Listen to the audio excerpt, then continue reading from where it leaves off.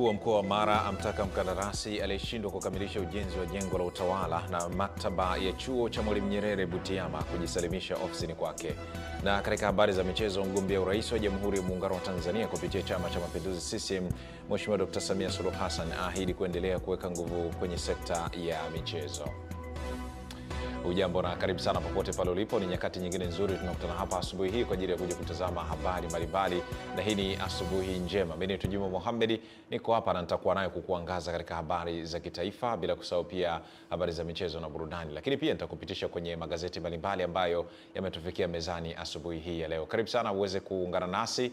Tutakuwa wote hapa kutazama habari hizi, lakini kuambia kwamba una nafasi pia kutuandikia kwenye platform zetu za mitandao ya kijamii. Pale Instagram tunapatikana kama Channel 10 Tanzania, ili hali kwenye mtandao wa Facebook, mtandao wa Thread na X pia tunapatikana vivyo hivyo kama Channel 10 Tanzania. Lakini kwenye ukurasa wangu binafsi ule ni Juma Mo Isa, niandikie. Pia matangazo haya yananuka mubashara kupitia YouTube channel yetu ya Channel 10 Tanzania. Karibu.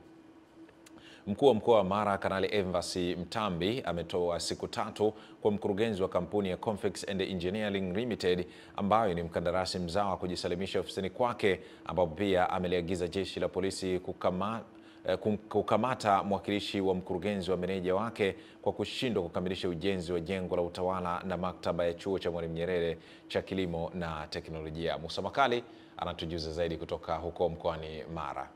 Tunataka kujua kwa nini kazi haifanyiki hapa. Mnachafua makandarasi wa Kitanzania wapo. Hapa ni katika chuo kikuu cha Mwalimu Nyerere cha kilimo na teknolojia, kinachojengwa na wakandarasi watatu kwa gharama ya shilingi bilioni 102.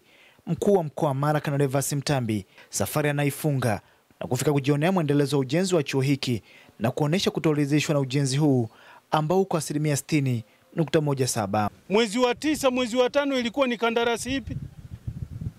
Iliongezewa muda mpaka mwezi wa 9. Kwa sababu gani za msingi? Wataalamu ndio ambao kutaka hapa kesho kutwa hapa.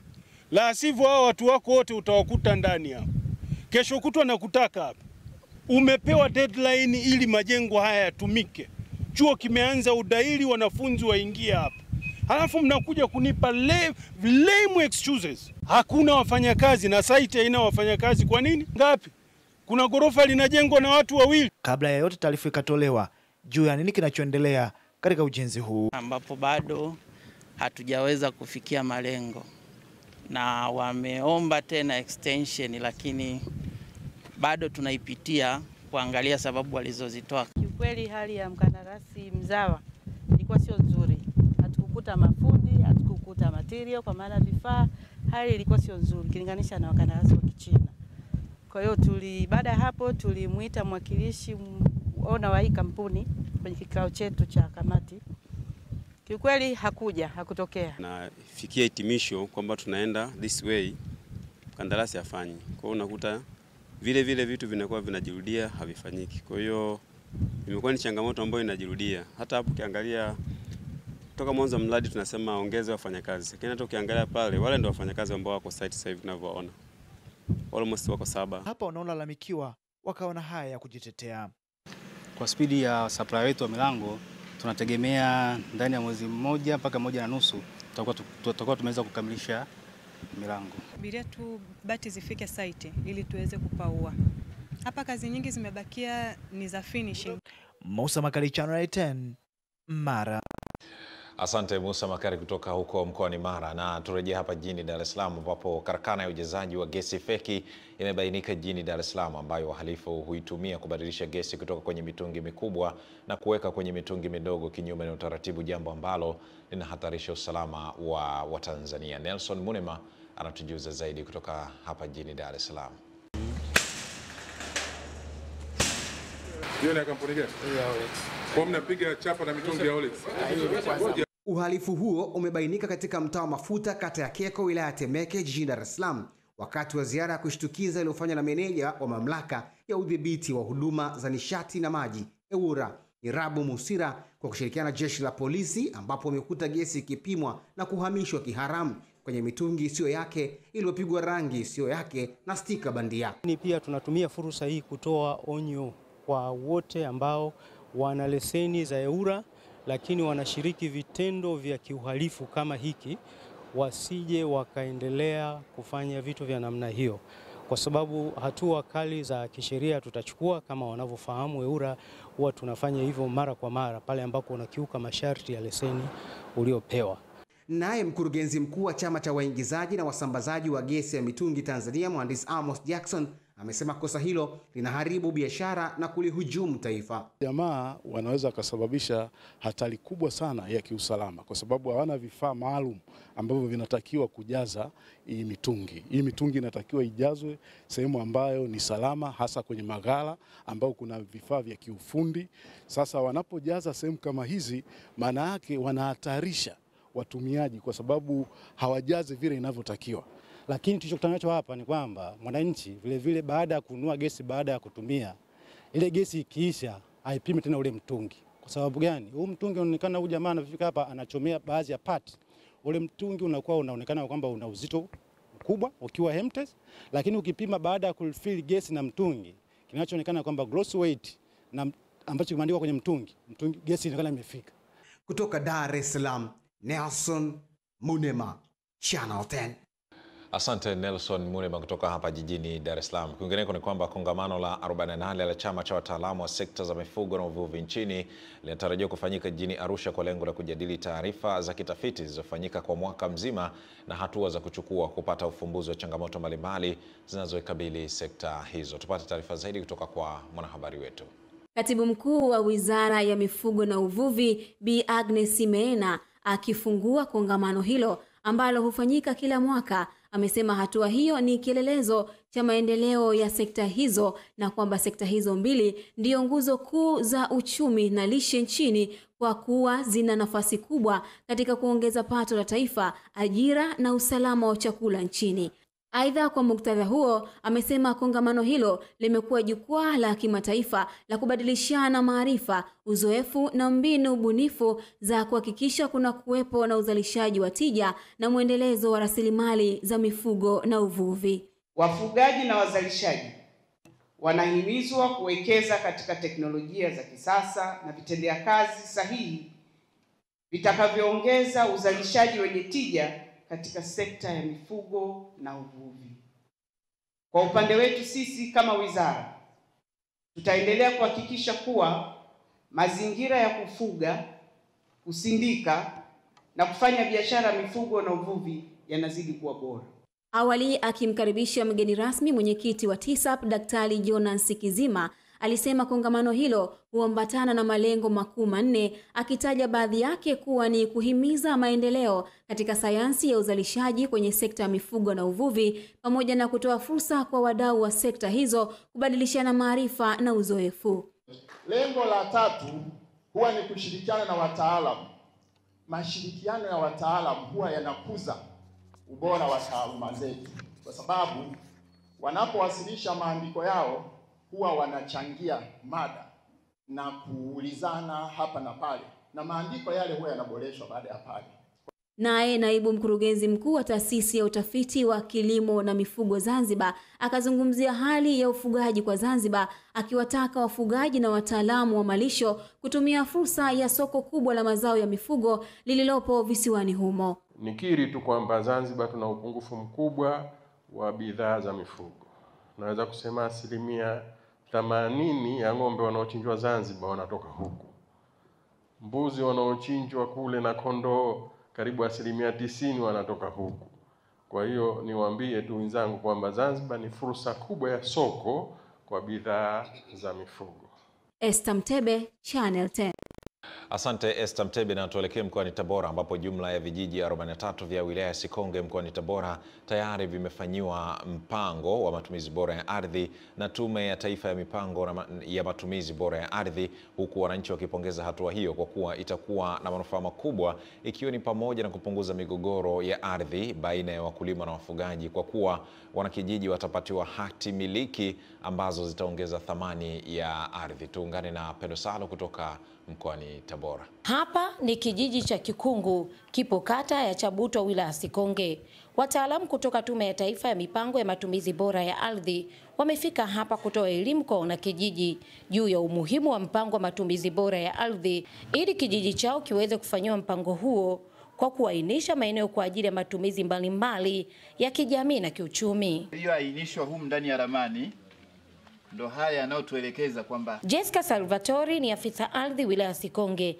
Anasema hadi sasa vijiji 43 vimefikiwa kati ya vijiji 71 vya wilaya hiyo, huku afisa ardhi kutoka Tume ya Taifa ya Mipango ya Matumizi Bora ya Ardhi Nyelembe Munasa akibainisha faida za mpango huu ambao pamoja na mambo mengine utafungua fursa za kiuchumi kwa wananchi. Kupitia mpango huu wa matumizi bora ya ardhi, mwananchi anaweza kufaidika kupata hatimiliki ya kimila ambayo inaweza kumsaidia kuinua kipato chake katika uchumi kupitia benki. Unaweza kukopa kupitia hati hiyo ya kimila ukapewa pesa na kuendeleza biashara. Swala hili linaweza likawawezesha kuandaa chombo cha pamoja.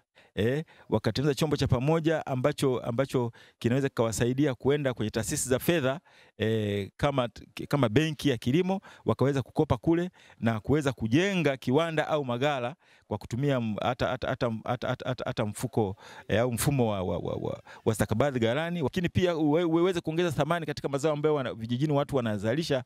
Wananchi wa kijiji hiki mbali na kupongeza hatua hii, wameomba serikali kuweka kipaumbele kwenye ujenzi wa viwanda na maeneo mengine walioyatenga kwa ajili ya ujenzi wa miradi ya kimkakati.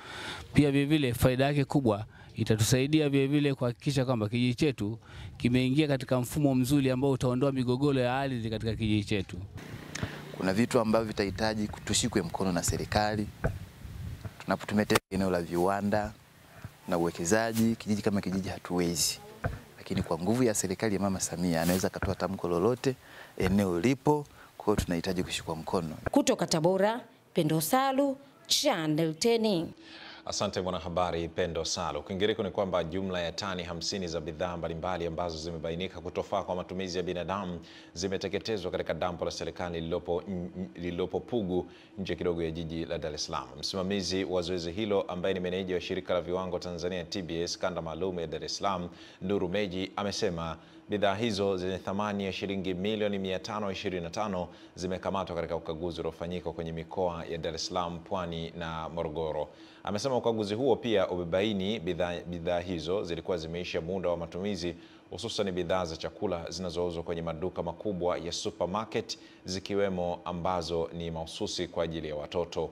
Meneja huyo wa TBS ametoa wito kwa wananchi wanaponunua bidhaa masokoni kuwa makini kuangalia muda wa mwisho wa matumizi wa bidhaa hizo, na pale wanapobaini watoe taarifa kwa mamlaka za udhibiti ili hatua zichukuliwe mara moja. Tupate nafasi ya kumtazama na kumsikiliza. Wito wangu ni kwamba swala la usalama wa chakula au swala la ubora wa bidhaa tunazozitumia ni swala mtambuka. Kwa hiyo ni jukumu la kila mmoja wetu kuhakikisha kwamba anatekeleza wajibu wa kuhakikisha kwamba bidhaa tunazoziuza, tunazozizalisha, tunazozisambaza au tunazozitumia, maana yake ni kwamba mzalishaji ana wajibu, muingizaji ana wajibu, muuzaji wa maduka ya jumla, rejareja, supermarket na maeneo mengine ya kwenye masoko wana wajibu wa kuhakikisha kwamba bidhaa wanazoziuza ni zenye ubora. Tuendelee kutazama habari nyingine ambapo wajasiriamali wadogo wametakiwa kurasimisha biashara zao ili waweze kutambulika na kukopesheka, lengo likiwa ni kukuza biashara zao ikilinganishwa na sasa ambapo imeelezwa kuwa zaidi ya 60% hawajarasimisha biashara zao. Hayo yameelezwa katika kongamano la wajasiriamali hao ambao limefanyika kwa siku 3 jijini Dar es Salaam kwa lengo la kuwapa elimu na kuwaunganisha na masoko, kongamano ambalo limeandaliwa na Chemba ya Wafanyabiashara Wanawake Tanzania TWCC kwa ufadhili wa Jumuiya ya Umoja wa Ulaya EU na shirika la maendeleo la Ujerumani ya Ujerumani GIZ. Aidha, baadhi ya wajasiriamali walioshiriki kongamano hilo wakatoa maoni yao namna wanavyofanya biashara zao na baada ya kupitia TWCC. Tutapata nafasi ya kuwatazama na kuwasikiliza.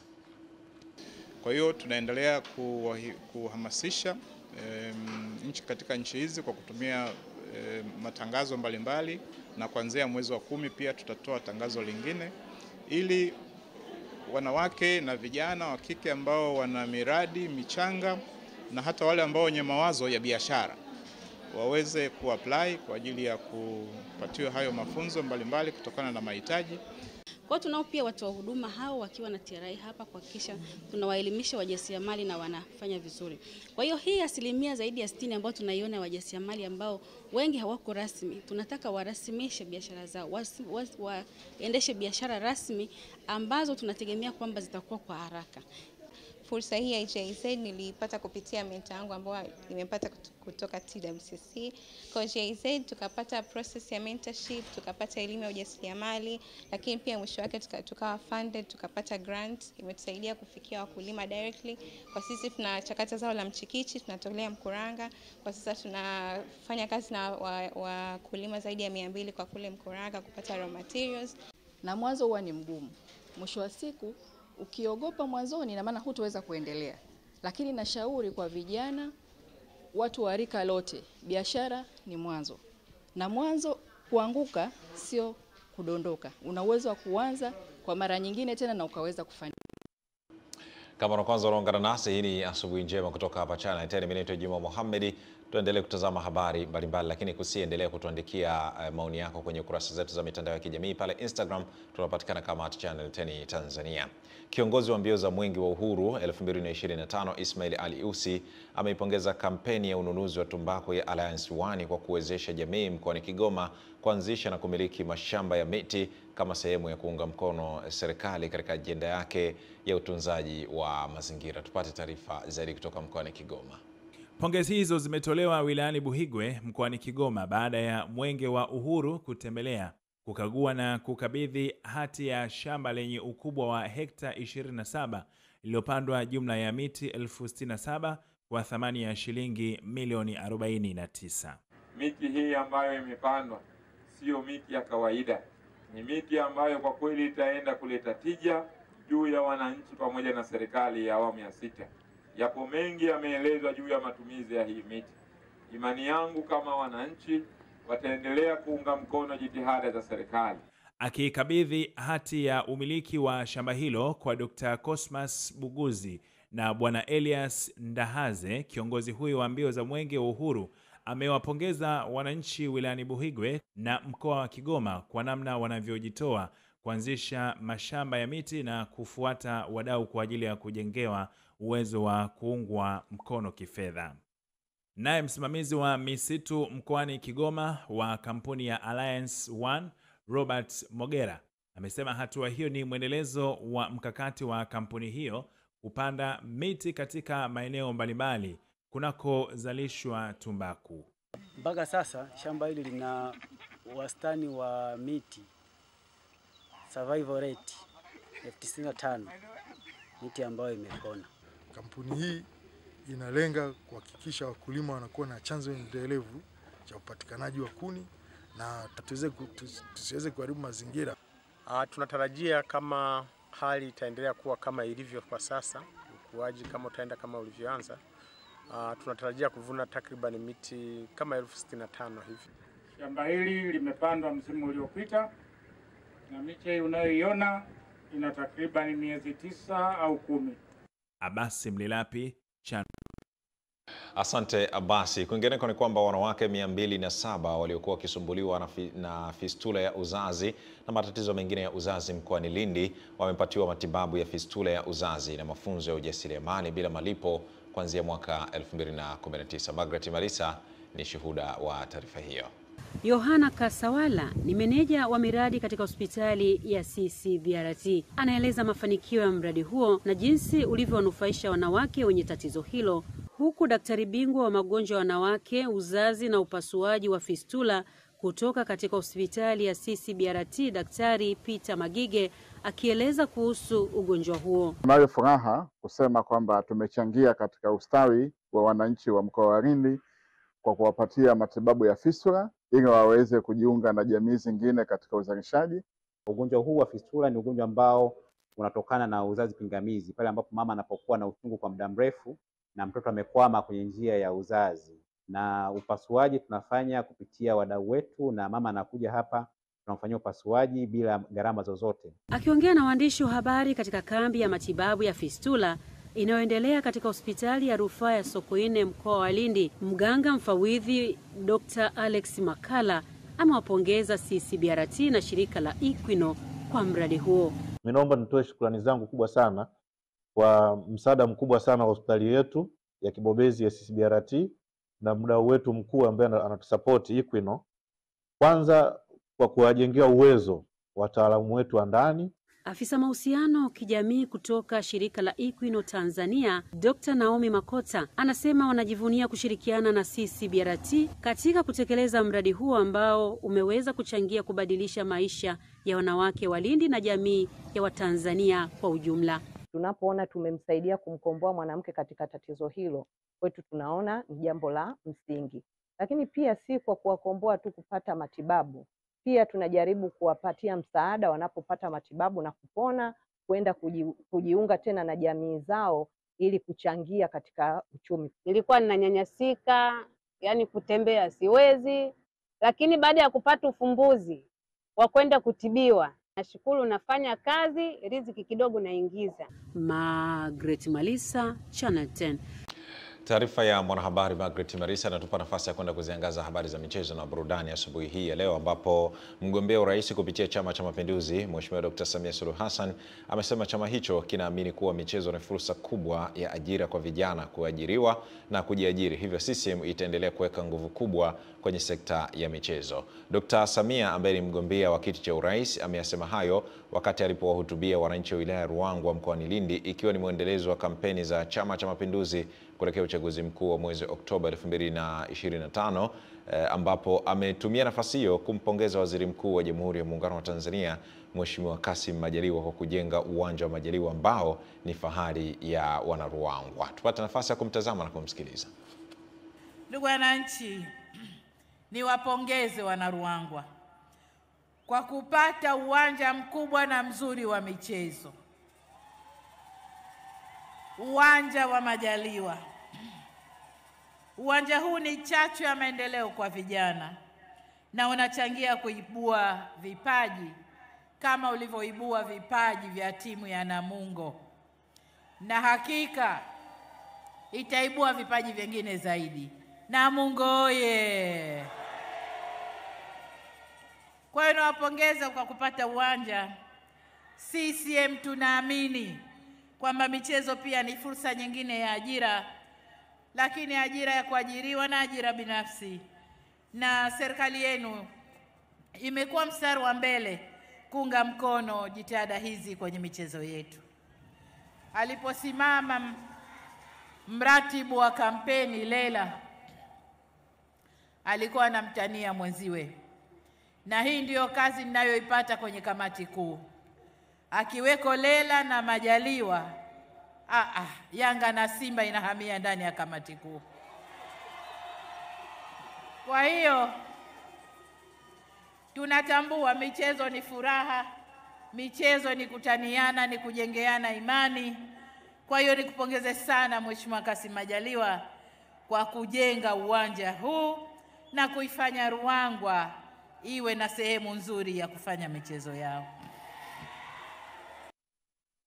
Namna hivyo tunahitimisha habari asubuhi ya leo kutoka hapa Channel 10. Hii ni asubuhi njema. Mimi ni Juma Mohamed. Tupate mapumziko mafupi, tukirejea hapa tutakuja kutazama kunako magazeti mbalimbali ambayo yametufikia mezani asubuhi hii ya leo.